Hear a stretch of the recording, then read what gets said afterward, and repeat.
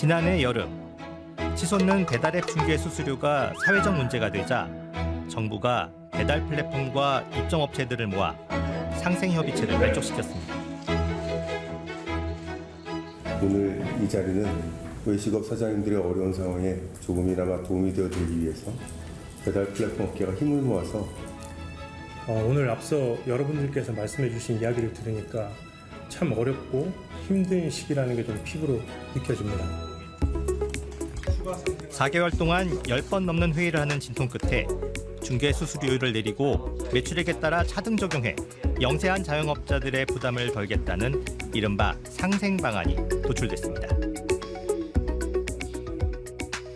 이게 자꾸 이제 이런 상생이 늦어지면 늦어질수록 소상공인의 피해가 클 수밖에 없다고 판단을 했고 거기에 대한 많은 위원들의 공감이 이루어졌습니다. 그래서 부족하지만은 오늘 그 수정안에 대한 부분들을 수용하기로.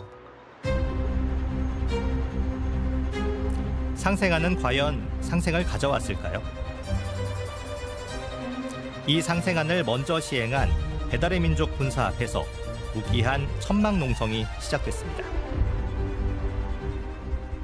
외식산업협회가 저희가 나오면서 두 단체만으로 합의했기 때문에 저희 입장에서는 받아들일 수 없는 상생협의의 결과라고 생각을 하고 그 부분에서 수용할 수가 없기 때문에 지금 여기서 농성을 하는 이유는 이제 진짜 상생의 대화에 임하라는 거예요. 어려움 끝에 마련된 상생안이 여전히 상생에 미치지 못한다는 주장입니다. 돌고 돌아 다시 시작된 갈등. 어떻게 풀어야 할까요?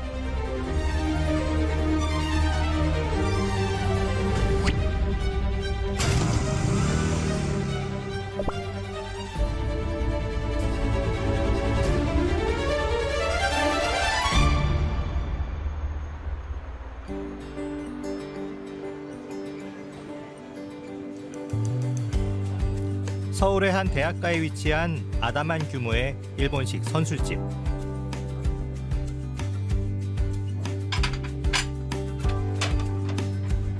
매장 장사가 주를 이루지만 안주 맛집으로 소문이 나면서 배달 주문도 심심치 않게 들어옵니다. 배달을 열심히 했을 때는 8대 2 정도까지 나왔는데 지금은 9대 1 정도 되는 것 같아요. 지난해에는 배달 영업을 잠시 멈추기도 했습니다. 재료비가 급등한 데다 배달 중개 수수료가 올라 부담이 커졌기 때문입니다. 하지만 상생안 시행으로 부담이 줄어 배달을 재개하게 됐습니다. 이제 2,900원인가를 알고 있어요. 네, 원래는 이제 그 전에만 해도 3,000원대, 좀 많이 나가면 4,000원대까지 나갔었는데 저희 가게를 놓고 봤을 때는 네, 1,000원 좋죠.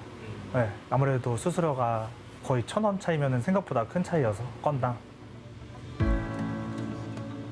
차등 수수료율 적용에 가장 낮은 구간.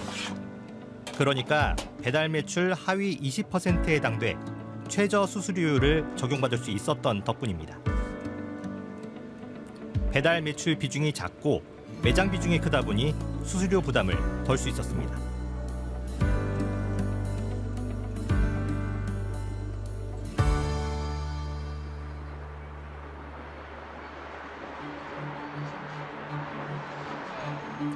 배달이 주력인 음식점은 사정이 다릅니다. 3년차에 접어든 이 중식당은 배달 주문 음식마다 특정 배달 앱의 전단지를 함께 넣어 보댑니다. 중개 수수료가 낮은 공공배달 앱인데 고객들에게 알리기 위해 업주가 손수 만든 겁니다. 음식값은 더 싸게 해놨어요. 짜장면은 한 500원 정도, 세트 같은 것도 1,000원 정도 싸게 해놨고 근데도 안 들어오시는 것 같아요. 그러니까 광고가 많이 안 되고 있어요. 그래갖고 이거를 땡큐를 어떻게 늘려보고자 해서 만든 게 이제 전단지 만들어가지고 넣어두고 있거든요. 근데 아직까지는 그렇게 효과를 못 보고 있어요. 상생안 시행으로 중개 수수료에 변화가 있는지 물었습니다. 변화가 있죠. 근데 더 안 좋게 변화가 있는 거죠. 이제 상생안이라고 하면 아무래도 당연히 상생이니까 더 좋아져야 상생안인 건데 이제 같은 금액을 팔았을 때 더 적게 정산이 되는 게 어떻게 상생안인지 그걸 더 안 좋게 체감이 되는 거죠. 상생안 전후로 긍정적인 변화를 기대하며 같은 주문 금액을 놓고 정산 내역을 비교해봤습니다.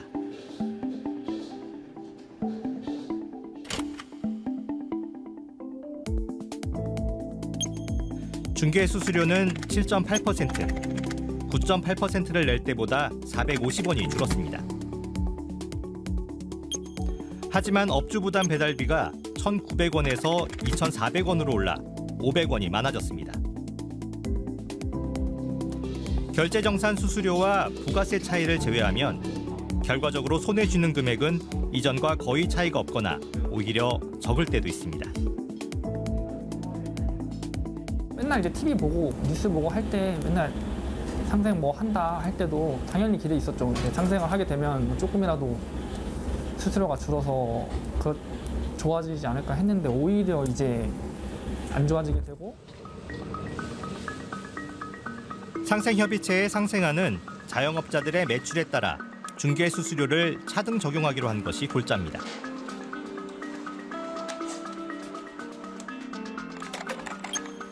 (9.8%까지) 올렸던 배달 중개 수수료율을 배달 매출 상위 35%에게는 7.8%, 중위 그룹인 80%까지는 6.8%를 적용합니다.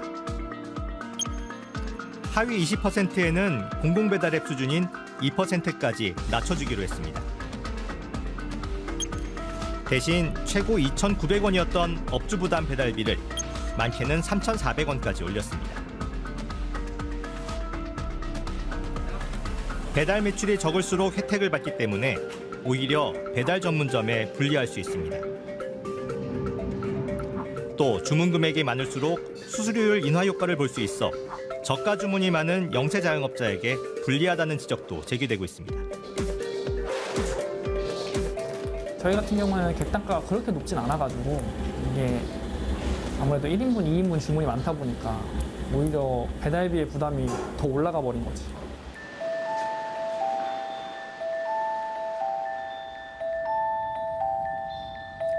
중개 수수료 최상위 구간인 35%가 어떻게 설정됐느냐도 논란입니다. 치킨 배달 전문점의 경우 하루에 치킨 4마리만 팔아도 상위 35% 구간에 들어갔다는 볼멘 소리가 나옵니다.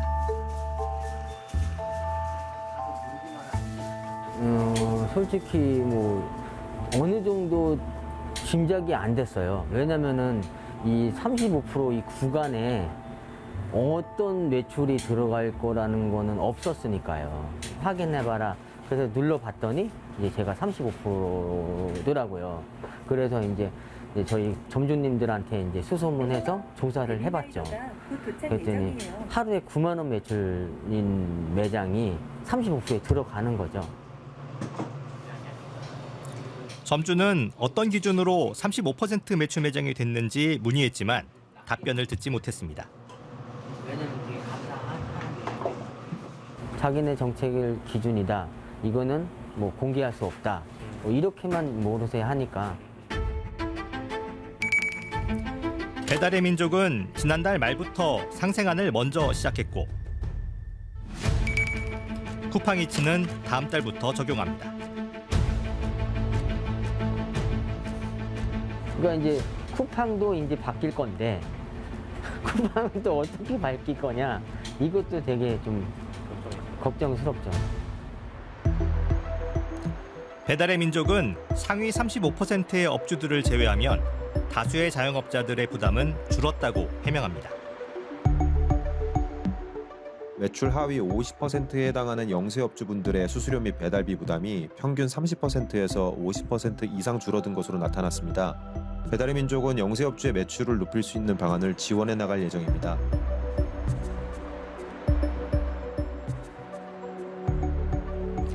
배달비 인상에 대해서도 지난해 9.8%로 수수료율을 올릴 당시 내렸던 배달비를 상생안의 수수료율 인하와 함께 되돌렸을 뿐이라고 설명했습니다.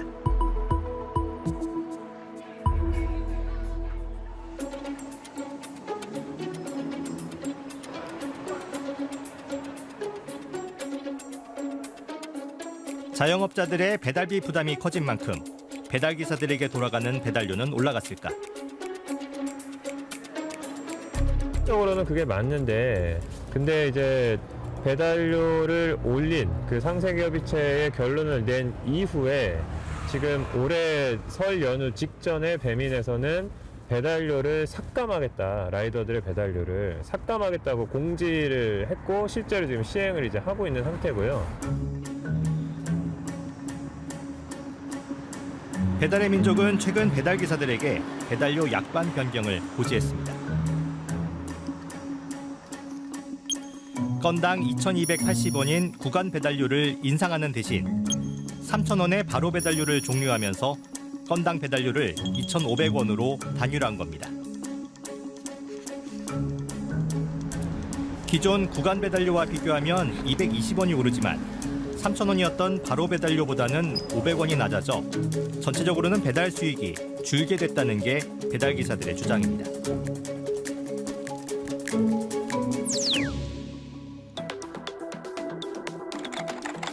배달 플랫폼은 2019년 거래액 9조 7천억 원 규모에서 코로나19를 거치며 37조 원 규모로 비약적인 성장을 일궜습니다. 배달의 민족은 2023년 매출 3조 4천억 원에 7천억 원 가까운 영업이익으로 역대 최대 실적을 거두기도 했습니다. 하지만 쿠팡이 막대한 자본력을 바탕으로 무료 배달을 내걸고 시장에 뛰어들자 경쟁이 치열해졌습니다.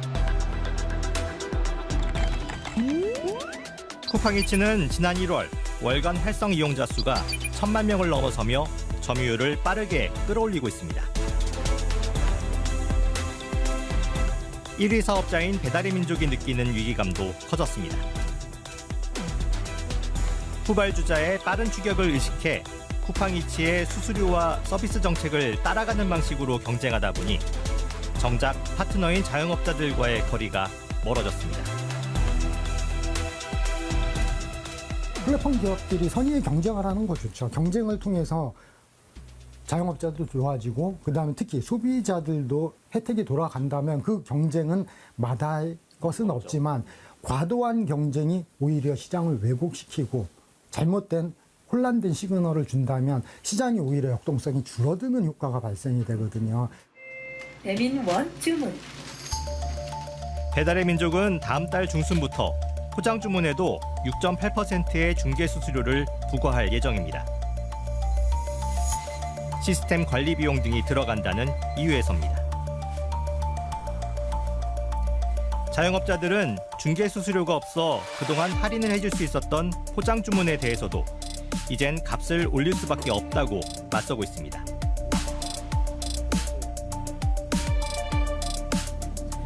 배달 제품 가격을 매장 가격보다 높게 책정하는 이중 가격제도 확산할 조짐이 나타나고 있습니다.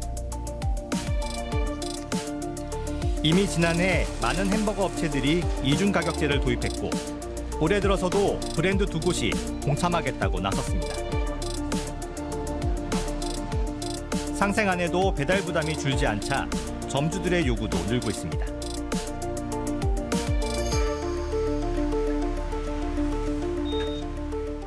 그래서 뭐 이중 가격제라든지 뭐 최소 주문 금액을 올린다든지 뭐 이런 것도 좀 본사에 요청을 하고 있는 상황인데 좀 그게 잘 이루어질지 잘 아직은 모르겠어요.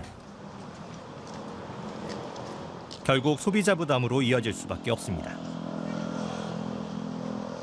밥값이 다 비싸져가지고 한 끼 먹기도 좀 힘든 것 같고 아마 이중 가격제를 전체적으로 다 도입하는 느낌이면 배달 앱을 잘 안 쓰려고 할 것 같긴 합니다. 소비자 물가는 계속 오르고 있습니다. 외식 물가 지수는 지난달 3% 뛰었습니다. 재료비와 인건비 인상 외에 배달비 부담 등도 함께 영향을 미치는 것으로 분석됩니다.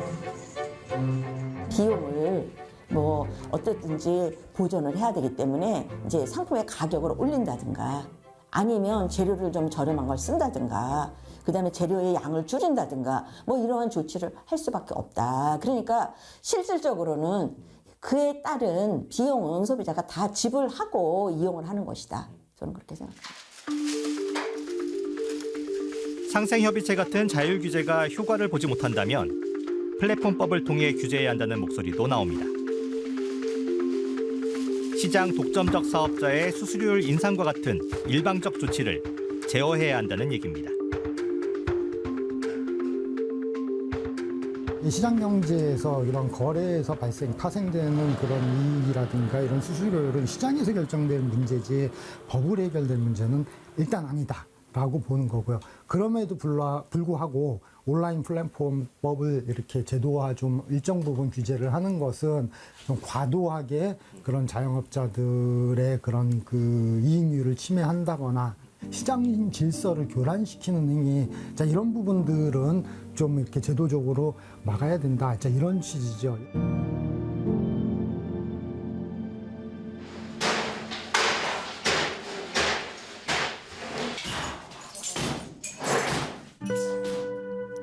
가게 한 곳이 또 문을 닫습니다. 주인은 비용을 줄여 음식 가격을 낮춰가며 견뎌왔지만 이마저도 한계가 왔습니다. 네, 코로나까지는 버티고 나왔는데 보름 전에 전기요금이 못 나가지고 그래가지고 겨우 살려서 다시 시작을 했는데 그런 상황에선 배달 수수료마저도 큰 부담이었습니다. 그래서 삼겹살도 했었죠. 배민을 통해서 했었는데 마진이 없어요. 더 값이 있는데 배민에 뺏기고 와 그러면 남는 게 없는 거예요, 이건.